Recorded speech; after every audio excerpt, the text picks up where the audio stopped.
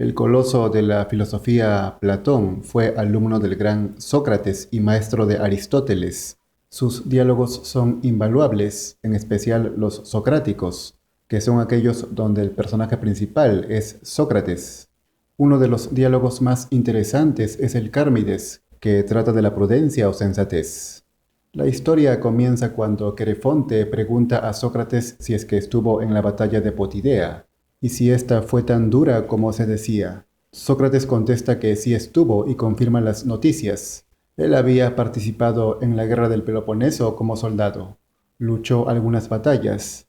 Después pregunta a Critias sobre cómo le iba a la filosofía, cómo andaba la juventud y si alguien destacaba por su saber, su belleza o por ambas cosas. Y Critias le dice que, entre otras cosas, hay uno que se distingue por su belleza, un joven bello que tiene muchos admiradores. Se trata de Cármides, primo de Critias y hermano de Perictiona, la madre de Platón. Y Querefonte empezó a preguntarle qué le parecía el muchacho, el hermoso rostro que tenía y la belleza de su figura. Y Sócrates contesta: «¿Qué persona tan irresistible me describes? Sobre todo si se añade una pequeñez». «¿Cuál?», dijo Critias, «si su alma es de buena naturaleza, cosa por otra parte que hay que suponer, ya que proviene de vuestra casa. Cierto que lo es bello por fuera y por dentro. ¿Por qué, pues, no le desnudamos de algún modo por dentro y lo examinamos antes que a su figura?» Y Critias hizo llamar a Cármides diciéndole que le presentaría a un médico que le ayudaría con una dolencia que padecía. Y aunque Sócrates no era precisamente un médico, tenía una plétora de conocimientos. Entonces Cármides se acercó y se sentó entre Critias y Sócrates. Y Cármides preguntó: «¿De qué remedio se trata?». Y Sócrates le contestó que el remedio era una especie de hierba, a la que se añadía un cierto ensalmo que, si en verdad alguno lo conjuraba cuando hacía uso de ella, le ponía completamente sano, pero que sin este ensalmo en nada aprovechaba la hierba. Cármides dijo que haría una copia del ensalmo que le diera, y Sócrates le preguntó que cómo lo haría, si persuadiéndole o no. Cármides contestó riéndose: «Persuadiéndote, Sócrates», dijo. Y a Sócrates le sorprendió que él supiera su nombre. «Si no lo supiera, ofendería», dijo, «porque no es poco lo que de ti se habla entre los de nuestra edad. Y yo mismo me acuerdo de cuando niño que tú andabas ya con Critias, aquí presente». Entonces Sócrates le habló del ensalmo, que es una suerte de oración, sin la cual el remedio no hace efecto. Además, la curación es completa porque sana todo el cuerpo y no solamente una parte, pues creer que se llegue a curar la cabeza en sí misma sin todo el cuerpo es una soberana insensatez. Partiendo, pues, de este principio y aplicando determinadas dietas al cuerpo entero, intentan tratar y sanar con el todo a la parte. Luego hace referencia a Salmoxis, el dios de los Getas, unos tracios que decían ser inmortales, quien sostenía que no había de intentarse la curación de los ojos sin la cabeza y la cabeza sin el resto del cuerpo, así como tampoco del cuerpo sin el alma.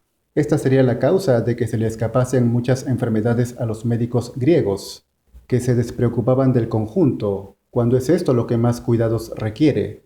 Y si ese conjunto no iba bien, era imposible que lo fueran sus partes. De manera que ninguna de las partes puede estar bien si no está bien el todo.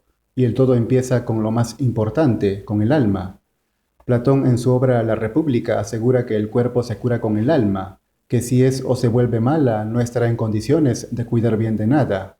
Precisamente esta cura del alma se logra con aquel ensalmo, continúa diciendo el maestro Sócrates.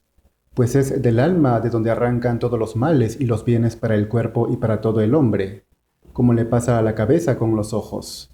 Así pues, es el alma lo primero que hay que cuidar al máximo, si es que se quiere tener bien la cabeza y todo el cuerpo. El alma se trata con ciertos ensalmos y esos ensalmos son los buenos discursos, y de tales buenos discursos nace en ella la sensatez. Y una vez que ha nacido y permanece, se puede proporcionar salud a la cabeza y a todo el cuerpo. De este modo, si se quiere cuidar cualquier parte del cuerpo, como los ojos o la cabeza, habría que asegurarse de curar todo el cuerpo en conjunto, y a su vez el alma, que es de la cual depende el cuerpo. Sanando el alma se logra la verdadera salud total, la salud del todo, que es la armonía de todas las partes. Luego advierte: que no te convenza a nadie a tratarte la cabeza con este remedio sin antes haberte entregado su alma, para que con el ensalmo se la cures. Pues también ahora cometen los hombres la misma equivocación, al intentar por separado ser médicos del alma y del cuerpo. Hipócrates sostenía algo similar. La medicina hipocrática no trata las partes del cuerpo sin atender el todo, no las separa. Por otro lado, la medicina del alma, según Séneca, Cicerón y otros varios sabios, no es más que la filosofía.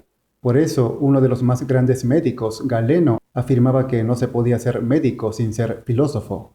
Continuando con el diálogo, Critias avisa a Sócrates que Cármides no solo destaca por su aspecto, sino además por su virtud, es decir, no solamente por su exterior, sino también por su interior, por lo cual no necesitaría del ensalmo, que está orientado justamente a esa parte, al alma, de donde viene la sensatez. Así que si Cármides es sensato, ¿para qué necesitaría el ensalmo? Por ello, Sócrates le dice: si tal como Critias dice, hay en ti sensatez, y en consecuencia como sensato te comportas, no necesitas los ensalmos de Salmoxis, sino que lo que habría que hacer es darte ya el remedio para la cabeza. Y entonces Cármides se ruborizó y se puso nervioso. Dijo que no le sería fácil por el momento ni afirmar ni negar lo que se le preguntaba, ya que por un lado, si digo que no soy sensato, estaría bastante fuera de lugar que uno mismo diga tales cosas contra uno mismo. Por otro lado, haré que Critias, aquí presente, aparezca como un embustero, y no solo él, sino otros muchos a quienes, por lo que cuentan, parezco sensato. Pero si a mi vez digo que sí y me alabo a mí mismo, es muy posible que esto parezca algo insufrible, de modo que no tengo nada que decirte. Ante esto, Sócrates, para saber si Cármides es o no es sensato y verificar si requeriría o no el ensalmo, le preguntó qué opinaba de la sensatez. Relata. Y él empezó a vacilar, y daba la impresión de que no quería responder, pero después dijo que la sensatez le parecía algo así como hacer todas las cosas ordenada y sosegadamente. En resumidas cuentas, dijo que es algo así como la tranquilidad. Entonces replicó Sócrates: ¿tienes razón en lo que estás diciendo? Pues es cierto que a la gente tranquila se le llama sensata, Cármides. Veamos, sin embargo, si lo que dicen puede sostenerse.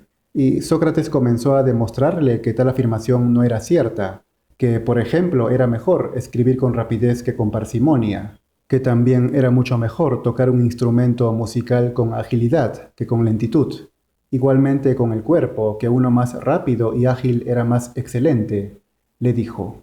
Así pues, entender lo que se dice en la escuela, ¿no es mejor hacerlo de la manera más rápida posible que con lentitud?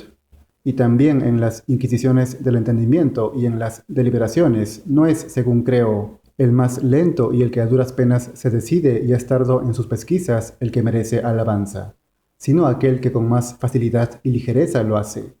Ahora bien, si la sensatez no está en el reposo ni en la tranquilidad, al menos no siempre, según esto la vida tranquila no sería más sensata que la intranquila, lo cual se opone a la máxima antigua de que la perfección está en la vida contemplativa, la vida teorética de la que hablaba Aristóteles, cuando aseguró que el sabio, aun estando solo, puede teorizar, y cuanto más sabio, más. Quizás sea mejor para él tener colegas, pero con todo es el que más se basta a sí mismo. Esta actividad es la única que parece ser amada por sí misma, pues nada se saca de ella excepto la contemplación. Continuando con el diálogo, luego Cármides propuso que la sensatez consistía en el pudor, lo cual fue rápidamente rebatido por Sócrates. En su tercer intento de dar con la sensatez, Cármides postuló que ésta consistía en ocuparse de lo suyo, de donde Sócrates dedujo que tal pensamiento no era suyo, dada su edad, sino que lo había oído de Critias u otro afín. Igualmente, Sócrates le refutó fácilmente, diciendo que el maestro se ocupa del alumno, el médico del paciente, el gobernante de los gobernados. Por tanto, la sensatez no consistía en ocuparse de lo suyo. Y en este trance Cármides se sonreía y miraba a Critias. Era evidente que de él había escuchado tal afirmación. Narra Sócrates. Critias apenas si podía ya contenerse y me parecía que estaba empezando a enfadarse con Cármides, como un autor con el artista que representa mal sus obras. De modo que, mirándole fijamente, le dijo: ¿quieres decir, Cármides, que si tú mismo no sabes qué tenía en la cabeza quien definió la sensatez como ocuparse de lo suyo, el que tal definió tampoco lo sabía? Ante lo cual dijo Sócrates: Pero mi buen Critias, que no lo sepa Cármides a sus años no es raro. Tú, por el contrario, bien que lo sabrás, por tu edad y tu cultura. Si pues estás de acuerdo en que la sensatez sea lo que éste dice y aceptas su discurso, con mucho mayor placer examinaré yo mismo contigo si es o no verdad lo que se ha dicho. Claro que estoy muy de acuerdo, dijo y aceptó la discusión. Luego que Critias aceptara conversar con Sócrates, hizo una aclaración y replanteó lo dicho por Cármides. Afirmó que la sensatez no era ocuparse de lo suyo, sino de las cosas buenas, de lo bueno, ya sea para uno mismo o para otros. De manera que la sensatez estaba en hacer el bien y no el mal. Aseveró: En verdad sostengo que quien no hace bien sino mal, ese no es sensato, y que lo es quien hace bien y no mal. Te defino pues claramente la sensatez, como el ocuparse de las buenas obras. Seguidamente Sócrates le preguntó si es que era posible que los sensatos ignoren que lo son, es decir, que son sensatos, a lo que Critias contestó que no era posible, aseguró. Jamás un hombre es sensato sin saberlo. Pues casi yo iba a sostener eso mismo de que ser sensato es conocerse a sí mismo, porque el conócete a ti mismo y el ser sensato son la misma cosa, según dice la inscripción.